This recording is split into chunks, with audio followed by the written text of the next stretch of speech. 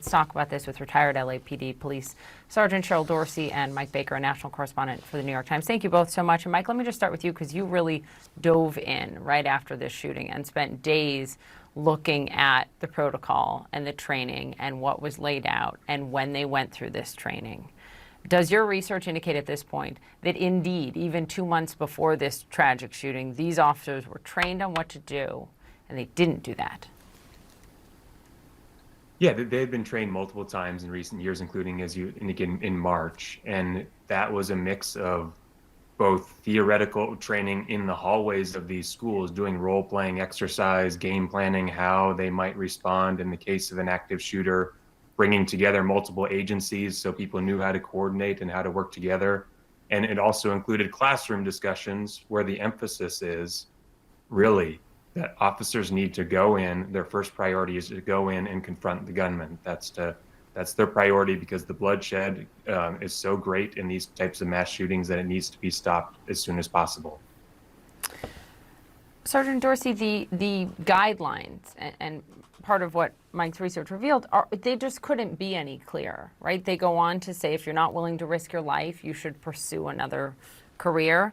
And the guidelines even note that a single officer, may need to confront the shooter. There are no nationalized active shooter protocols, right? I know there's 18,000 plus different law enforcement agencies. Would something like a national standard help?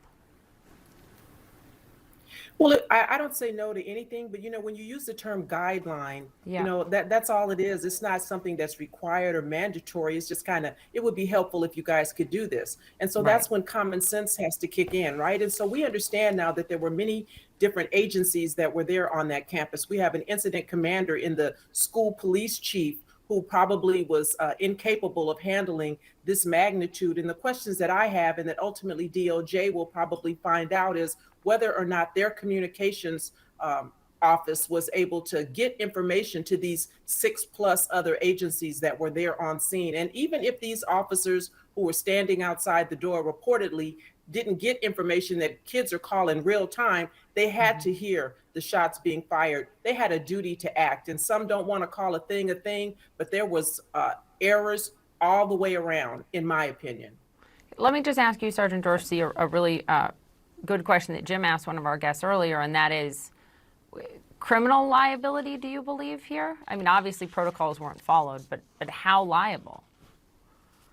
Well, I guess that will remain to be seen, but certainly neglect. I mean, neglect of duty is an administrative issue that will be adjudicated. And a lot of people want to know, what does accountability look like? Well, when the DOJ makes their report, they're going to give a recommendation. Again, not something that has to be adhered to. And we have all these different agencies who have command staff officers who ultimately will decide what kind of disciplinary action, if any, will be taken against their officers who stood outside that door for 45 minutes, knowing that you had a command officer from the school district, the chief of police, giving orders, don't go in.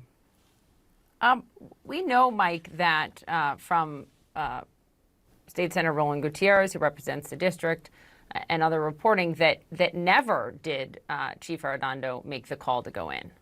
It was finally, more than an hour later, officers in an entirely different division, right, Border Patrol, that said, that's it, we're going. So we don't know if he ever would have made that call. How was he the one chosen to be in charge? Is it simply his rank? Because he certainly commanded many fewer officers than other leaders that were eventually on the scene. Yeah, and we've heard there was a lot of consternation on scene about the delays in the decision to go in. As to sort of like whose jurisdiction, I mean, this is essentially a school campus, and as the school police officer, the chief of the school district, it immediately is his jurisdiction to start with.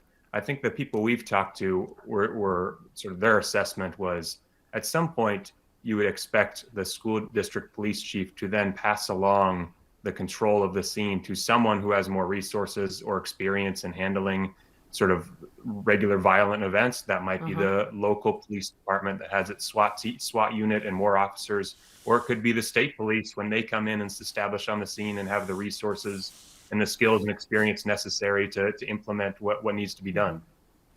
It's a really important point, and Sergeant Dorsey, I mean, Roland Gutierrez, who I just mentioned, the state senator who represents the district, has raised these questions about operational control. Given all of your experience, at what point should an officer or another agency buck the chain of command and take control? I mean, ultimately, that is what happened here. It took a long time. Way before we get to 45 minutes after being on scene. And listen, most people think a police chief is all knowing. These guys are administrators, they're paper pushers. They sit behind a desk and listen to the information given to them by street cops and patrol supervisors like myself. And so when was the last time you ever saw a police chief in a foot pursuit or apprehending a suspect? Probably never. So he should have stood down. He should have given command over to someone who actually knows tactical operations, who knows what to do when they're engaged with an active shooter and or barricaded suspect. And I don't know if it was ego that wouldn't allow him to do it or just sheer incompetence. Sergeant Cheryl Dorsey, thanks very much. Mike Baker, to you too for your excellent reporting.